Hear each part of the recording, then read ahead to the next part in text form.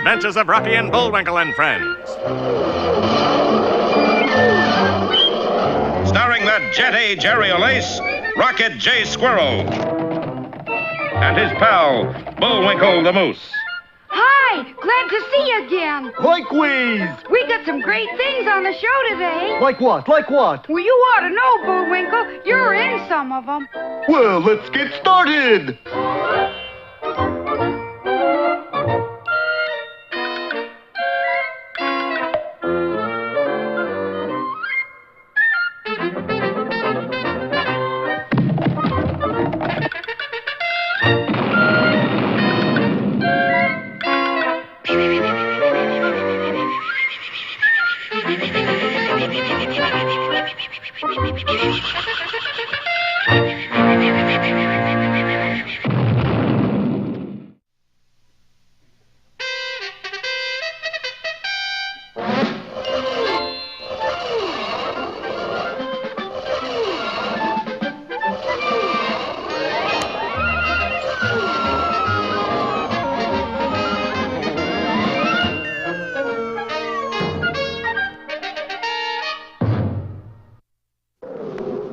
Our story begins on a typical morning in Frostbite Falls, Minnesota. Morning, Mr. Flappinstrap. What's the temperature? It's about 10 degrees. Above or below zero? Above. Hot diggity! Ma, can I go barefoot today? Howdy, Mr. Cratchit. Nice morning. Nice. 10 degrees above and it's only 11 o'clock. Gonna be another scorcher. Yes, if there's one thing that's certain in Frostbite Falls, it's cold weather. So you can imagine the surprise of Rocky and Bullwinkle when they stepped outside their little cottage one April day and saw... No, it can't be. But is it? It is. It's a flower. Impossible. There it is. I don't believe my big blue eyes. Maybe it's some kind of a snowflower, Bullwinkle. Looks more like a Daffy Down Dilly to me. And so a little later, all Frostbite Falls had heard of the strange occurrence and had gathered around the daffodil. There's only one thing I can think, Rocky. The weather must be changing. Oh, that nonsense. Not impossible. I can't believe it. There's one way to prove it. How's that? Let's go in the woods and see if the bears are still hibernating. Hyberhootin'? If the bears are out of their winter caves, we'll know that the weather's changing. Say, that's a good idea. No, I don't think we ought to go into the woods. What? I said I don't think... You're contradicting Rocky the Flying Squirrel. Shame on you. Shame on you. Bullwinkle, why don't you think we ought to go in the woods to see if the bears are out yet? I thought we might ask him right here. Here? Certainly. Are you out of your cave, fella? Are you out of your mind? That's a bear. No, we'll never know if he's through hibernating or not. Hokey smoke, I guess the weather is changing. What'll we do? I don't know about you, but I'm going to take off my muffler. And I'm going to call the weatherman. But when Rocky tried to make his call, he got quite a surprise. Weatherman, I'm sorry, that is an unlisted number. Unlisted number? Then how do we find out about the weather? We'll just have to look in the paper. And the boys opened their copy of the Frostbite Falls Picayune Intelligence, but to their dismay... There's nothing there. Gee, looks like the weather report is classified information. Then let's look in the classified section. Good idea. Sure enough, nestled among the want ads was a small notice. Weather reports have been canceled during the emergency period. You mean during the emergency? Period. They can't do this to me, Bullwinkle. They can try. As a citizen, I've got a right to know what the weather is. Everybody talks about the weather, but nobody does anything about it. I know. We'll get some weather books from the library. Good idea, Rock. But as our heroes stepped outside the door... No, it can't be. But it is. What? Another daffodil? No, look. That's just your shadow, Rock. Sure, but don't you realize what that means? It just means the sun's out. The sun's out? In Frostbite Falls. In April. Quick, to the library. And our heroes dashed to the town library and asked for all the books they had on the weather. But unbeknownst to them, as they roamed through the stacks, they were being watched by a pair of beady eyes. And when Rocky reached for a book on the back of a shelf... Uh-oh. What book are you trying to get, Rock? Hey, there's somebody watching us. Interesting title. Who done it? He done it, that's who. And he did. The malignant figure moved swiftly to block our hero's way out of the library. Maybe we'll find out what this is all about in our next installment, Funny Business in the Books, or The Library Card.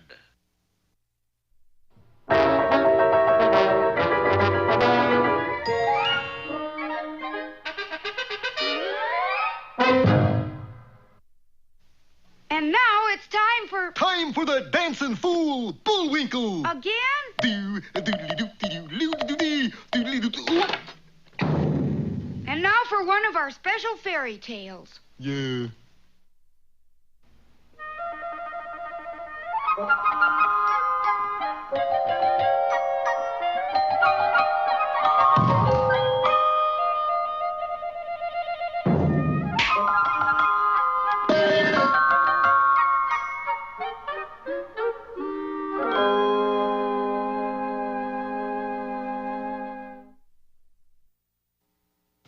Many years ago, in a faraway land, there lived an old tinker and his wife who had a little tinker for a son. The old couple were very thin, but not because they were poor, for the old man had made a fine success of his business and they were quite wealthy. It was because their son had an appetite that was a frightening thing to behold.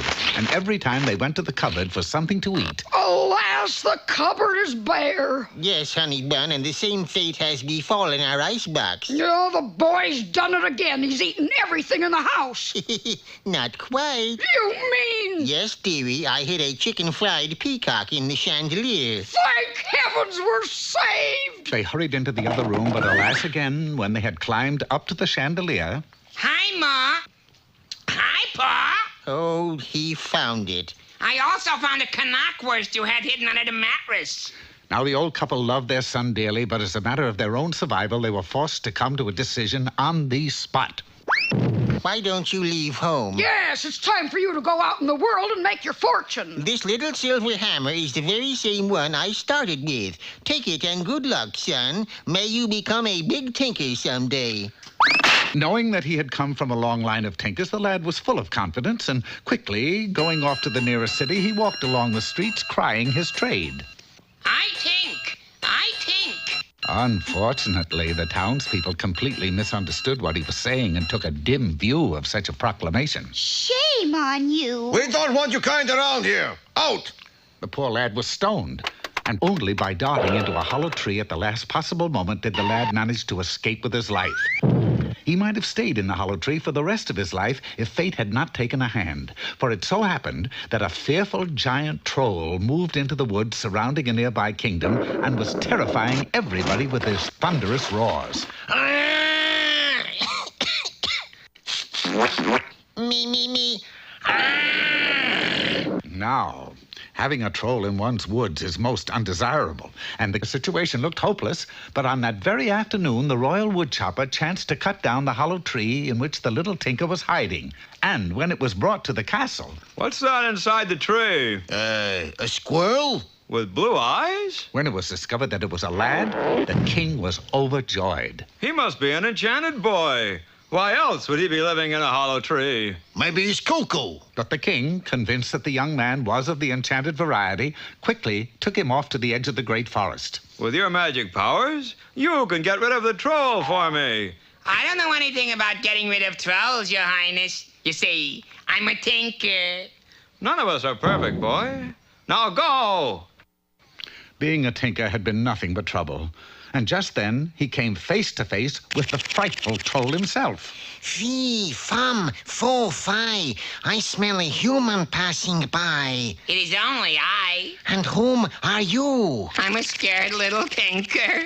A tinker? You mean an itinerant mender of pots and pans? I hope so. It's been so long, I've forgotten. Good. I have a hole in my people pot. People pot? Yes, it's the pot in which us trolls cook people. If you will mend it for me, I shall grant you a wish. Taking his silver hammer, the boy tinked and tinked, and soon the task was completed. There, it's just like new. Fine, Liebchen. You do good work. Hey, what's the idea of putting me in a pot?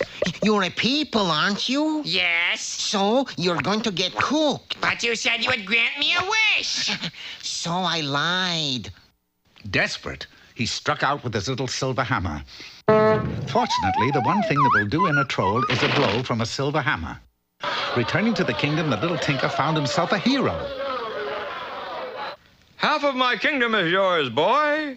And now for the best part. Take a look at this. Say, that's a nice goat you got there. Goat? That's my daughter. You get to marry her. Hello, honey. Say, that kid was enchanted. Did you see him disappear? The lad didn't stop running until he was 5 kingdoms away.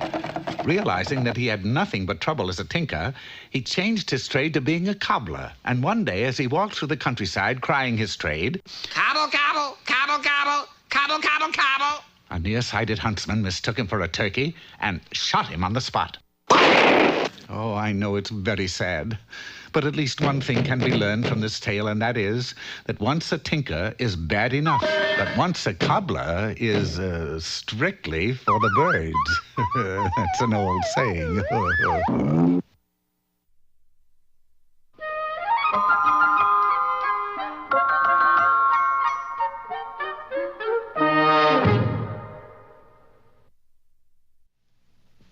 Eeny, meeny, chilly beany, the spirits are about to speak. Are they friendly spirits? Friendly? Just listen. And now for a more serious note on our program, we bring you the Poetry Corner. Hello there, poetry lovers. Today's poem is the well-known favorite, The Swing by Robert Louis Stevenson. How do you like to go up in a swing? Up in the air so blue.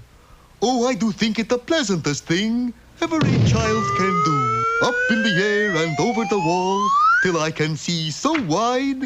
Rivers and trees and cattle and all, over the countryside. Till I look down on the garden green, down on the roof so brown.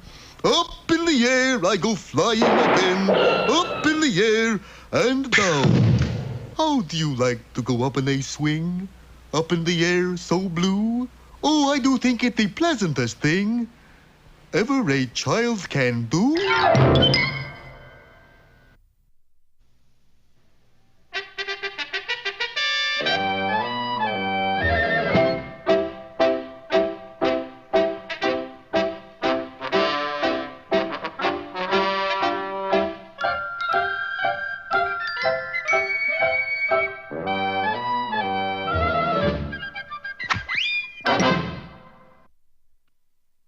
Hello again, Peabody and Sherman here. Here it is, Mr. Peabody. What Sherman in the world is that? It's a wig. I see. What am I supposed to do with it? You said that today you'd shown me how to make it warm. Oh, no, not wig-warm, wigwam, as in teepee. Oh. As long as we're on the subject, let's take the Wayback Machine to the year 1886. Are we going to visit a wigwam manufacturer? In a way, yes. For today, we shall smoke the peace pipe of one of history's most famous Indians, Geronimo. We set the Wayback Controls for the territory of Arizona, and just like that, we were standing in the parade grounds of Fort Heathen. Obviously, there was an important conference going on. Great White Father back in Washington, D.C. want peace. Geronimo want them peace, too. Peace of Arizona, peace of New Mexico, peace of Colorado. Now, look here. Either you sign this peace treaty, I'm going to put you in a guardhouse. You joshing. Oh, yeah? Arrest him, man. Oh, hold it. Me sign 'em treaty. But first, we smoke 'em peace pipe. We watched in fascination as Geronimo lit the long pipe and sent puffs of thick smoke into the air. Boy, he sure can puff. Indeed, he could. Inside of 40 seconds, the parade ground looked more like Los Angeles. And when the smoke cleared... All right, Geronimo, sign this here treaty. But Geronimo was no longer with us. He had used the pipe for a smoke screen. Call out the men! Get that engine and shoot him, dead or alive! But jeepers, Mr. General. Jeepers? That's an expression all children in cartoons use. If you shoot Geronimo, he won't be able to sign the peace treaty. Depends on where you shoot him. Sherman is right, General Crook. Geronimo must sign the peace treaty. There ain't a man brave enough to go after him armed with just a pen. Mr. Peabody's brave enough. Oh, jeepers, Sherman. We took the treaty and exited the fort. How'll we ever find him? We won't. We'll let him find us. Hours later, we came to a halt beside a large tree. All right, Sherman, let me have your penknife, please. You gonna carve your initials, Mr. Peabody?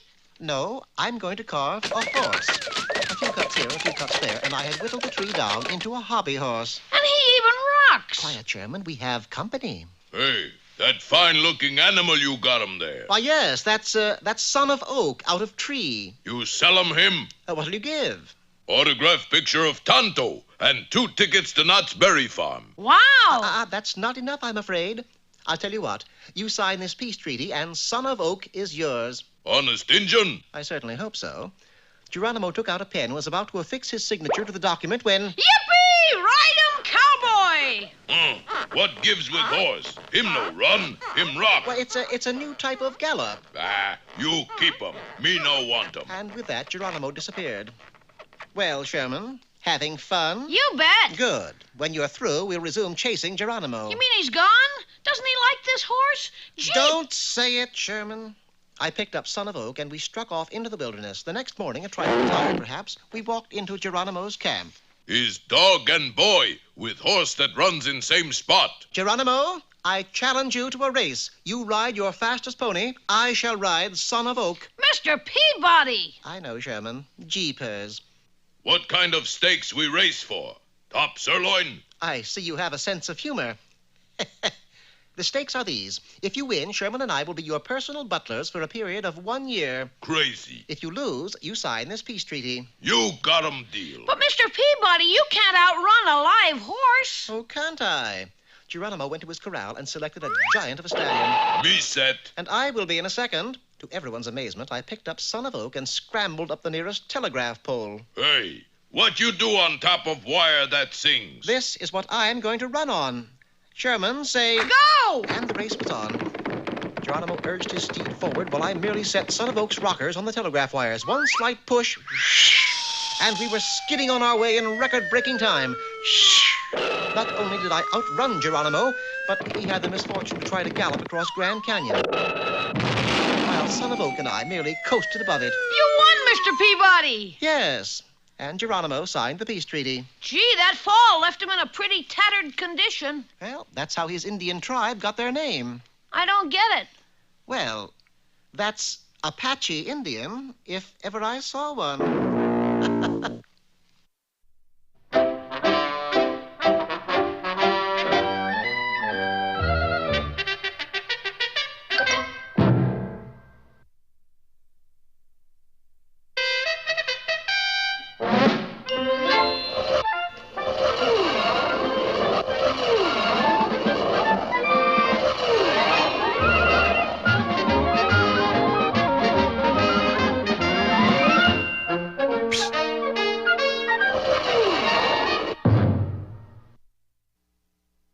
Last time you remember, our heroes were astounded to find a flower growing in Frostbite Falls in April. Impossiroony! And thinking the climate was changing, they dashed to the library to get some books on the weather. But as they started to leave, a strange figure blocked their way. Hold it right there, you guys. Who do you suppose that is? Maybe it's the librarian. With a gun? Did you bring back those overdue books we had? How come you guys got all the books on the weather? Well, we like weather. Yes, we like to have it around all the time. Wouldn't be without it. All right, can the funny chat and move out of there. And menaced by the stranger's weapon, our boys started toward the door. Fortunately, their path took them right by the desk of Cletus Bookbinder, the town librarian. He's sure to recognize us and call the police, Bullwinkle.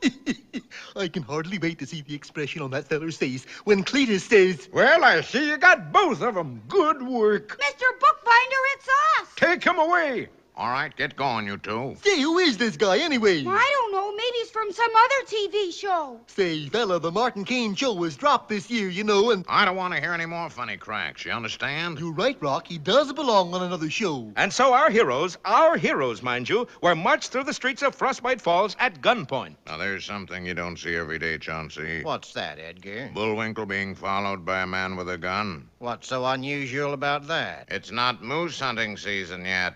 Oh. Where are you taking us, mister? You'll find out, Junior. And Junior, Rocky did, too. For in a moment, they were entering the federal building and approaching an office door. Gee, that one must really be a hush-hush agency, Bullwinkle. How come? Look at the name on the door. Censored. Yeah, that must be a tippy-tappy top secret outfit. But to their surprise, our heroes were ushered right through that door. X9 reporting with 2 suspects. Good work, X9. The chief will see them now. And our heroes approached a figure who, with its back turned, was talking on the telephone. I don't care, operator. You must find them immediately, if not sooner. Yes, Rocky Squirrel and Bullwinkle Moose. That's it. Hey, Bullwinkle, that's Captain Peter Peachfuzz. The wrong way, expert. Hey, Captain. What is it? What is it? 2 suspects picked up reading weather books in the library. Take them away. But, Captain, it's us. I couldn't care less. I'm trying to find Rocky and Bullwinkle. Yeah, but that's us. And we're they. Very well, leave your names with the man at the desk and Rocky and Bullwinkle. Well, how did you get here? I was brung. I was brought, Bullwinkle. Yeah, we were both brung. Gee, am I glad you're here. Who brought you? This gentleman here. Yeah, Mr. X9. Actually, X9 is just my secret code name. You can call me by my real name. What's that? X3. Well, how come you arrested us for reading books about the weather? Please, don't mention that word in this office. How come? Even the walls have ears. I thought that was funny-looking wallpaper. Actually, the WHETHER has become a top-secret item. That's the wrong weather, Captain. Oh, then you know. Know what? That the weather's all wrong. Yeah, the H is silent. You said it. It's very hush-hush. I mean, you're supposed to drop the H. You mean ush-ush? What's ush-ush? Well, I came to tell you why the weather's changing. Well, why is it changing? Because the world is turning upside down. What? What? What? The world turning upside down? Well, that's silly. And we'll find out just how silly in our next episode, Topsy Turvy Time, or Emit, Evie, Rut, Easy. Oh, forget it.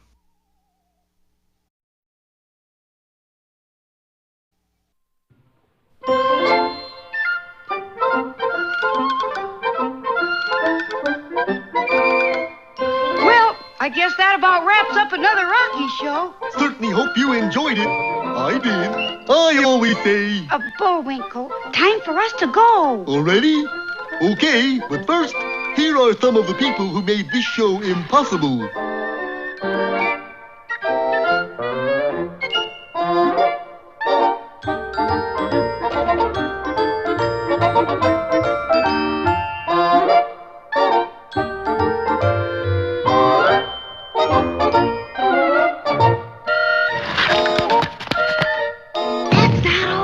My fingers get tired.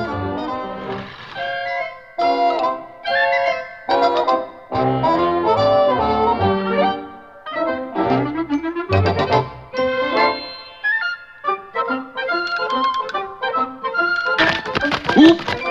Got away from me again. Well, see you next time. Ready, Bullwinkle?